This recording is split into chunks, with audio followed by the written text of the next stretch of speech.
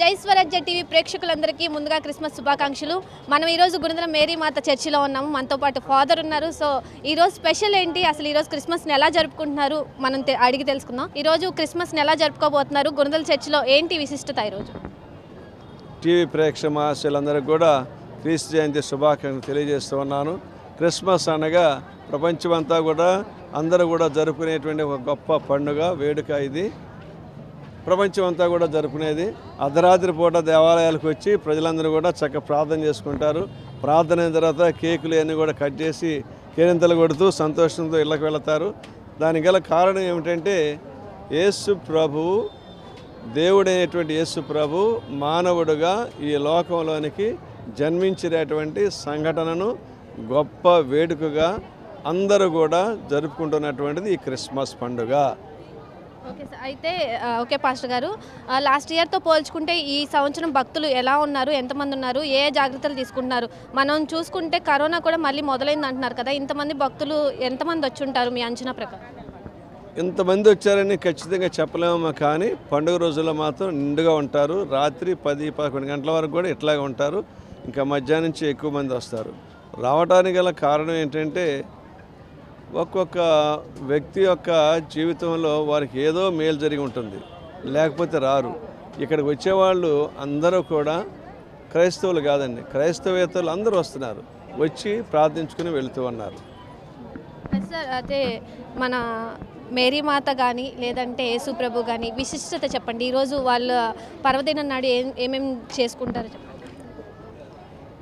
యేసు ప్రభు బెత్లెహేములో 2000 సంవత్సరాల కింద జన్మించారు. దేవుడు పరిశుద్ధ గ్రంథంలో కనపడుతుంది.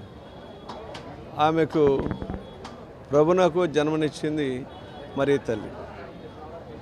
మన తల్లిని మనం గౌరవిస్తాం, మరి దేవునికే తల్లి అనేటువంటి మరీ మాత్రం మనం గౌరవించాలి కదా. కనుక అందుకని ఈ రోజున ఇక్కడికి వచ్చే ప్రతి భక్తుడు కూడా అక్కడికి వెళ్ళి దేవాలయానికి వెళ్ళి దేవాలయం అంటే యేసు ప్రభునకు మోకాళ్ళ మీద ప్రార్థించుకుంటున్నారు. వారి యొక్క విశ్వాసాన్ని కొబ్బరికాయలు కొట్టడం ద్వారాను, జుట్టు మొక్కుబళ్ళు ఇవ్వడం ద్వారాను, క్రొవ్వొత్తులు ఇవ్వటం ద్వారా వెలిగించడం ద్వారాను వారికి విశ్వాసాన్ని వెలిగిస్తూ ఉన్నారు.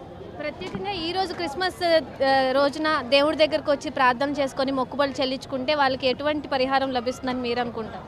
పరిహారం కాదమ్మా, అక్కడది వారు వచ్చి ప్రార్థించుకుంటున్నప్పుడు వారికి మనస్సుల్లో ఏముంటో తెలియదు. నా మనస్సులో నేను వచ్చి దేవుని దగ్గరికి ప్రార్థన, మీరున్నారు ఇప్పుడు, మీ మనసులో ఒక ప్రక్కన షూటింగ్ చేస్తేనే నాకు ఇది జరగాలి, నేను అభివృద్ధి చెందాలని నువ్వు అనుకున్నప్పుడు అది దేవుని చిత్తంలో భాగమైతే మీకు అనుగ్రహిస్తారు. కానీ అది మీకు వెంటనే మనం ఇక్కడి నుంచి గేటు దాటి వెళ్ళిపోయే లోపల నెరవేరాలనుకుంటే అది ఆయన దేవుడు కాడు. దేవుడికి తెలుసు ఎప్పుడు ఏ బిడ్డకి ఏం వాళ్ళు, కనుక తప్పనిసరిగా ఏదో సమయంలో అనుగ్రహిస్తారు. నమ్మకంతో ఎంతమంది వస్తున్నారు. God bless you. Thank you so much. Happy Christmas sir. So మొత్తానికి మనం గుణదల మేరీ మా చర్చిలో ఘనంగా అయితే ప్రార్థనలు చేస్తున్నారు. పాస్టర్లు కూడా వచ్చి భక్తుల దగ్గరికి నేరుగా వచ్చి వాళ్ళకి విశిష్టంగా దగ్గరకు వచ్చి మరి ప్రేయర్ చేయడం జరుగుతుంది. మనం చూసాం, ఇప్పటితో పాస్టర్ గారితో మాట్లాడడం కూడా గమనించి ఉంటారు మీరు కూడా. సో మనం చూడొచ్చు విజువల్స్లో కూడా చాలా నిండుగా ముస్తాబ్ చేశారు, చాలా నిండుగా జరుగుతుంది. చాలామంది భక్తులు కూడా వచ్చి కొబ్బరికాయలు కొట్టుకొని మరి వాళ్ళకి మొక్కుబళ్ళు చెల్లించుకుంటున్నారు. అలాగే చాలామంది ఇక్కడిక్కడే కాదు, ఎక్కడెక్కడి నుంచో ఈ రోజున వచ్చి వాళ్ళు మొక్కుబళ్ళు చెల్లించుకొని చిన్నపిల్లల్ని కానీ పెద్దవాళ్ళని కానీ చాలా వాళ్ళ కోరిక నెరవేరేదాకా ఇక్కడికి వచ్చి మొక్కుబళ్ళు చెల్లించుకుంటారు. మనతో పాటు కొంతమంది భక్తులు ఉన్నారు, వాళ్ళని కూడా అడిగే ప్రయత్నం చేద్దాం. ఎక్కడి నుంచి వచ్చారు? ఎనికేపడండి. ఓకే, అంటే మీరు చూస్తుంటే హిందువులా కనిపిస్తున్నారు. సో ప్రతి క్రిస్మస్కి వస్తుంటారా? సంవత్సరం ఒకసారి అట్టానే మామూలుగా కురితే వస్తాం, లేదా తెలియదు. ఓకే, ఎందుకని దేవుడి దగ్గరికి రావాలనిపిస్తుంది మీకు? ఒక ఇష్టం అంటే ఇప్పుడు ఎక్కడికి వెళ్ళినా కానీ ఎవరైనా వెళ్తూ ఉంటారు. అందరూ ఒక దేవుడిని కాదు, అందరు దేవుడిని చూస్తారుగా. అదే అంటే దేవుడు ఒక్కళ్ళే, భక్తులే వేరువేరుగా ఉంటారని ఆయన చెప్తున్నారు. సో మేడం ఎక్కడి నుంచి వచ్చారు? మేము బొడ్డపాడు అనే విలేజ్ నుంచి వచ్చాము. ఓకే, అంటే ఎవ్రీ ఇయర్ వస్తుంటారా ఇక్కడికి? అవును. ఓకే, ఎందుకని అంటే నమ్మకమా? దేవుడు అంటే క్రిస్మస్ రోజున రావాలి అని మీకు నమ్మకం పెట్టుకున్నారా? లేదు, నమ్మకమే. దేవుళ్ళు అంటే ముగ్గురు ఒకటే, యేసుప్రభు, హిందూ ముస్లిం అందరూ ఒకటే కదా.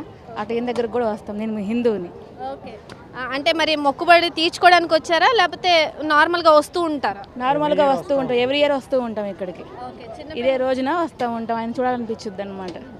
అందుకే ప్రతి సంవత్సరం వస్తాము. ఓకే, నీకు ఎలా అనిపిస్తుంది దేవుడి దగ్గర రావడం? ప్రే చేసావా? చేసా. ఏమని మొక్కున్నావు? అందరూ బాగుండాలి, అందులో నేను ఉండాలి, అంతేనా? అందరూ బాగుండాలని మొక్కుకున్నా. అందరూ బాగుండాలి, బాగా చదువుకోవాలని మొక్కున్నావా? మొక్కుకున్నా. Okay, super.